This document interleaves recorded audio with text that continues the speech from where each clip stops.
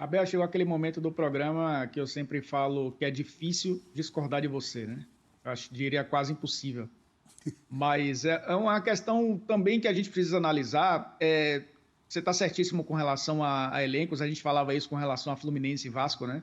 É importante você ter um elenco com várias opções, mas até os grandes clubes que têm grandes elencos, existem jogadores que não querem aceitar reserva, né? A gente está vendo o Lukaku, por exemplo, está dando em várias entrevistas aí, meio que se oferecendo para voltar para o futebol italiano. A gente viu o Marcial, né, jogador do United, também insatisfeito, sim, emprestado para o Sevilha. Grandes elencos também, existem jogadores insatisfeitos, né? A gente ainda não viu isso no Pedro. Mas o Flamengo ele tem um quebra-cabeça, a gente já comentou isso aqui, né, no 360, no sistema de jogo. Para colocar Pedro em campo, você não vai tirar o Gabriel. Então, colocar Pedro e Gabriel juntos.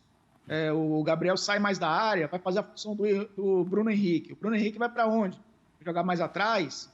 Aí você tira a função do Everton Ribeiro. O Everton Ribeiro vai para onde? Vai para o outro lado? Aí você tira o Arrascaeta. Então, é um quebra-cabeça muito difícil de montar. Quando o Pedro chegou ao Flamengo, já era, inclusive, esse time aí que a gente vê do meio para frente. Então, é muito difícil para ele.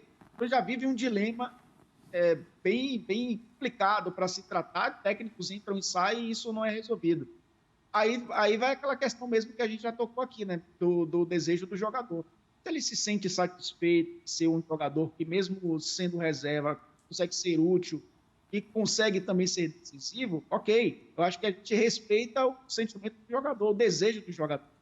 Mas se ele quiser jogar mais, ou alguém no Flamengo vai ter que sair, ou ele vai ter que sair do Flamengo.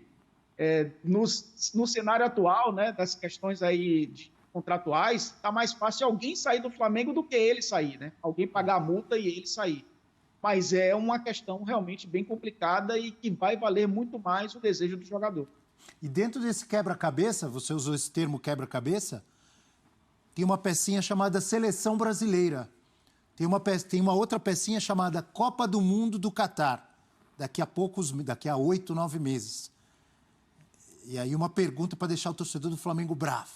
Mas tudo isso, estamos colocando tudo aqui na mesa. Não seria mais... O Pedro, por exemplo, não estaria mais próximo de uma Copa do Mundo se ele estivesse jogando mais? Ou no Flamengo, ou em outro time? Mais tempo, mais vezes, mais jogos. Por esse tipo de exposição, sim.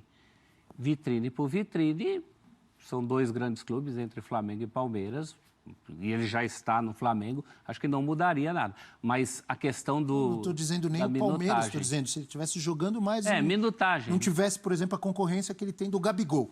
Ele precisa Ninguém discute que o Flamengo tem direito de ter um reserva como ele. Ninguém discute, eu só estou dizendo assim. O jogador só... Agora vamos pensar no lado do jogador. Analisando que tem uma Copa do Mundo aqui e que ele tem nível para isso. Talvez fosse um caminho mais... Técnico convocar reserva, principalmente de clube brasileiro, né, para a Copa do Mundo, é mais raro. É muito raro. Eu lembro de alguns casos de goleiro. Assim, chamaram para a Copa do Mundo goleiros que eram reserva. O Veludo do Fluminense era chamado para a seleção brasileira sendo reserva do Castilho, que era melhor que ele. Reserva quando foi convocado. Tafarel era reserva. E o Cabeção era reserva do Gilmar no Corinthians também. E aí mais nas retas finais de Copa, né?